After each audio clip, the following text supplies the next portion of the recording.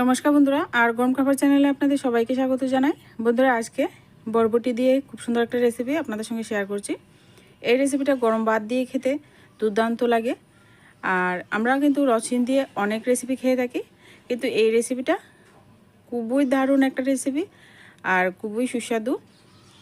আজকে করছি লচিম দিয়ে ভর্তা। আর এই ভর্তা রেসিপিটা খুব সহজ। লচিমগুলিকে এভাবে একটু সাইজ করে কেটে নিচ্ছি, ছোটো বড়ো যে কোনো সাইজ করে নিলেই চলবে। এবার লচিমগুলি কিন্তু ভালো করে ধুয়ে পরিষ্কার করে নিয়ে চুলায় একটা প্যান বসিয়ে দিলাম। এবার লচিমগুলিকে আমি চুলায় প্যানের মধ্যে দিয়ে অল্প পরিমাণে একটু জল দিয়ে লচিমগুলিকে ভালো করে সিদ্ধ করে নেব।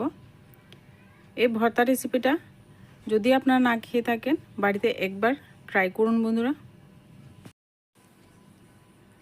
পরিমাণ মতো জল দিয়ে দিলাম যেন লচিমগুলি একটু ডুবে থাকে। তো এই পর্যায়ে এরকম ডেকে পরিমাণ মতো একটু লবণ দিয়ে ঢাকনা চাপা দিয়ে ঢেকে লচিমগুলিকে সেদ্ধ করে নেব, যতক্ষণ না পর্যন্ত সুন্দরভাবে সেদ্ধ হয়ে যাচ্ছে। কিছুক্ষণ পর দেখুন লচিমগুলি একেবারেই সুন্দর সেদ্ধ হয়ে গেছে। এবার কিন্তু ঝোল জড়িয়ে নিয়ে ঠান্ডা করে নেব লচিমগুলিকে। তারপর কিন্তু আমি শিলনোড়ায়ও বেটে নিতে পারবেন।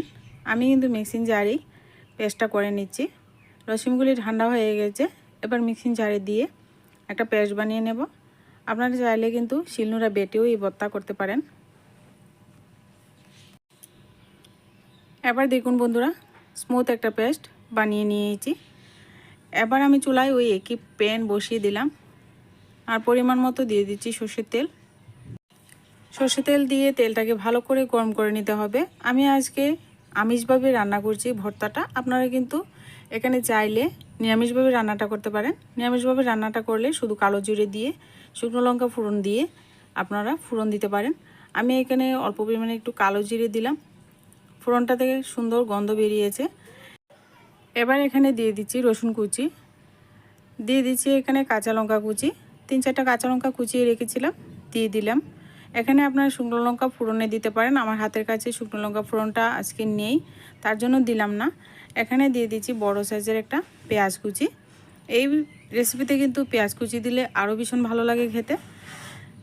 এবার কিন্তু আমি এখানে আমার পরিমাণ মতো আমি পেঁয়াজ কুচিটা দিয়েছি। আপনারা কিন্তু বাড়িয়ে কমিয়ে ব্যবহার করতে পারেন। আমার চ্যানেলে যদি নতুন বন্ধু হয়ে থাকেন, চ্যানেলটিকে সাবস্ক্রাইব করে দিয়ে চ্যানেলের পাশে থাকা বেল আইকনটি বাজিয়ে দিতে ভুলবেন না।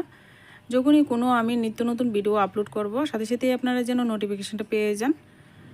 সাবস্ক্রাইবের পাশে থাকা বেল আইকনটি বন্ধুরা বাজিয়ে দেবেন। এখানে আমি ফোড়নটাকে ভালো করে ভেজে নিয়েছি। এবার আমি পেস্টটা দিয়ে দিচ্ছি।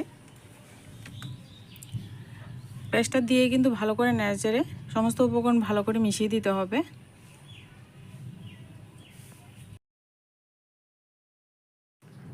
এবার কিন্তু নিচ থেকে যেন লেগে না যায়, চুলার আঁচটা কিন্তু লো করে এভাবে কিন্তু কন্টিনিউ কিন্তু নাড়াচাড়া করতে হবে।